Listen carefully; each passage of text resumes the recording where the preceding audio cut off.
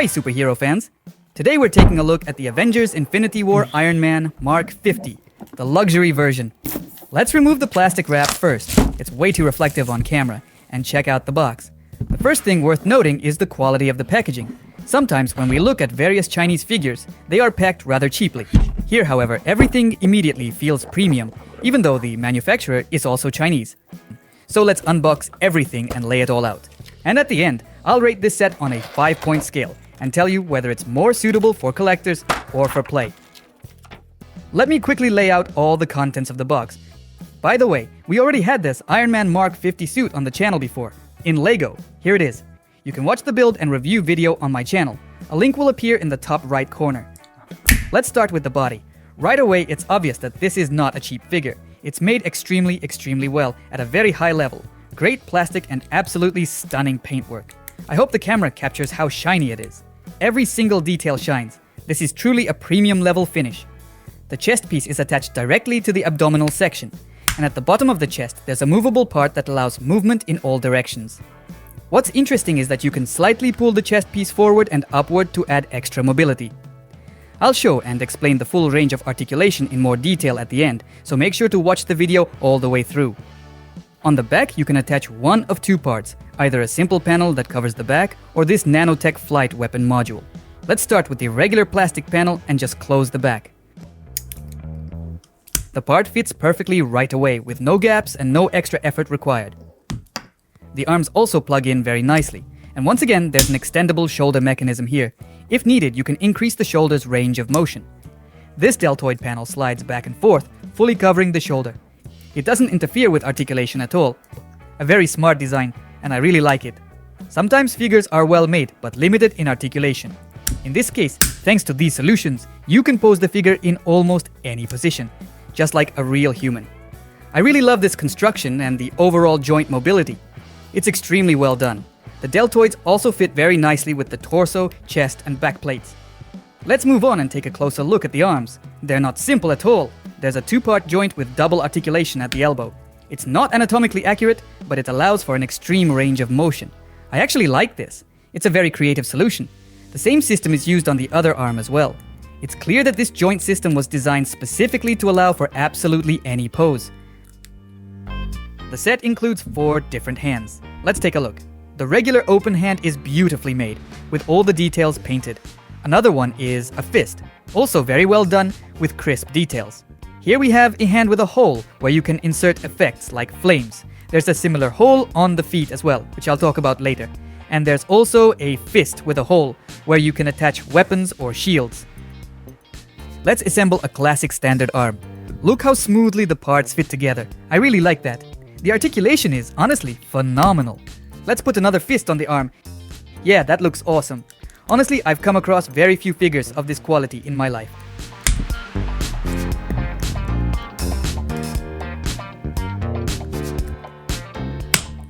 The legs are extendable as well. You can increase the range of motion by slightly pulling the leg outward. This gives us a very classic Iron Man look. But that's not all. This figure offers many other variations. Let's put this repulsor cannon on his arm.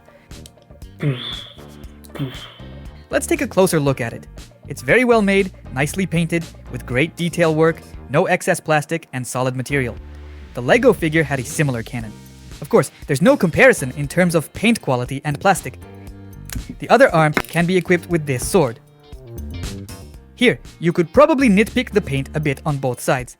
There are some very minor flaws, but these are purely professional level nitpicks. In reality, the quality is simply incredible. Let's place the figure in another pose and move on. Next, let's look at what can be attached to the back. We'll install the nanotech weapon module. Surprisingly, the back panel comes off very easily, and the new part snaps in just as easily. I also noticed that the plastic here feels slightly rubberized, so if you drop it or even step on it, it won't break. It will just bend. That's really nice. I decided to check how this module appears in Infinity War, and here's the shot I found. It's not very clear, but that's it. Now let's assemble the figure in a classic configuration with 2 cannons. Crab people. I really like it. I tried several pose variations. It looks great. I also found a shot from the movie. This is probably one of the most iconic Avengers shots. I slowed it down at the moment with the cannon so you can get a better look. Where'd that come from? It's nanotech. You like it? Let's keep going. Now let's quickly check the leg rotation mechanism. You can pull the leg in and out to increase mobility. The set also includes two semi-transparent parts. At first I didn't understand what they were for. Then it clicked. They allow us to attach shields to Iron Man's hand, and we actually get two shields in the set. Let's start with the round one. There's a hole for the handle, as well as two grips on top where Iron Man can place both hands, as if actively blocking with the shield. I filmed our figure in this pose so you can see it clearly. It looks really cool. The large shield also has two attachment points, allowing you to position it higher or lower. I honestly love just taking my time and looking at the details. This isn't really a toy for kids, it's more of an adult collectible, but a kid would absolutely be blown away by the quality too. Now let's put the round shield into Iron Man's hand. We use the gripping hand and attach the shield. Everything about this figure suggests it's meant to look great on a shelf, rather than being actively played with. You'd really hate to damage or break something like this. Posing this Iron Man is a special kind of pleasure. Besides the poses I showed with the round shield, I also tried to find movie scenes featuring it. I only managed to find one short moment, which I slowed down for you. If you've seen any of these accessories appear in other parts of the movie, let me know in the comments and drop a timecode. I'd love to check it out. Moving on to the next weapon, these energy blades. You could nitpick here as well since there are some minor plastic imperfections. But overall, this figure is on a completely different level, and small details like that don't bother me. For example, we had Miles Morales before, also a high quality figure, but it's still slightly inferior to this one. Check out the video, I'll drop a link here. Now let's look at different poses with these blades. And once again, a moment from the movie. I only found a scene with a single blade, where Iron Man is fighting Thanos. Moving on. Next up is the large shield. Let's take a closer look. Everything is nicely painted, the plastic is high quality, there might be some very small paint flaws or dust particles stuck in tiny details, but overall the quality is still very solid. And here's a shot from the movie showing this shield.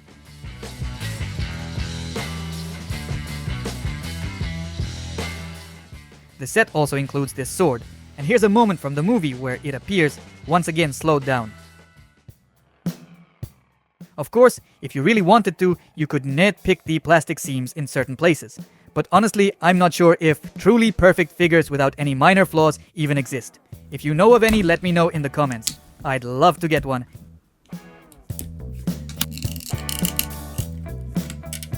And here are the poses I created with the huge shield. Check them out.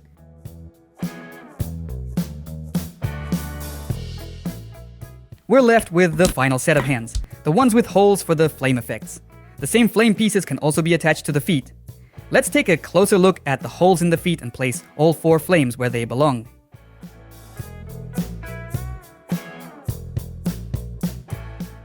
Here are a few poses I managed to create using these accessories. Honestly, I'm not sure I love this idea. I think the effect would have worked better if the flames were more elongated.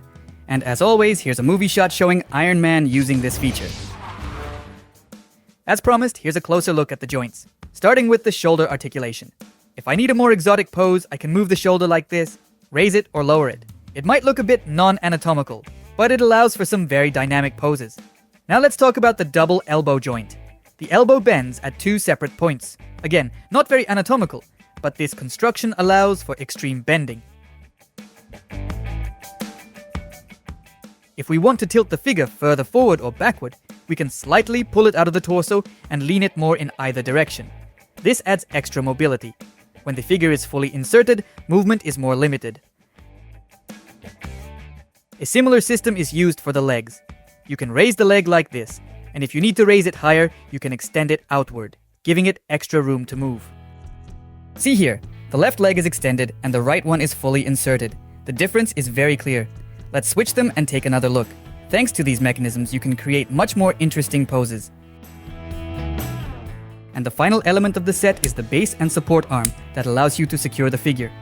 You've probably noticed that I used it for many poses. The support arm is very high quality, even better than the one that came with Miles Morales, which had a spring. Thanks to this support, you can secure the figure in unique poses, including flight ones.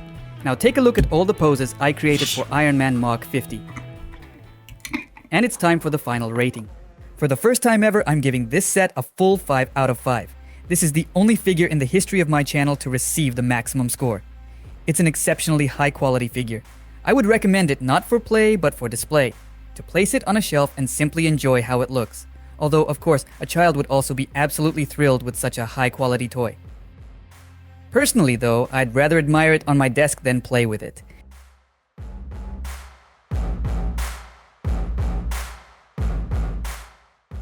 And with that, our video comes to an end. If you made it this far, you probably enjoyed it, so please give it a like. And don't forget to subscribe to the channel so you don't miss my future videos. Thanks everyone, and see you next time.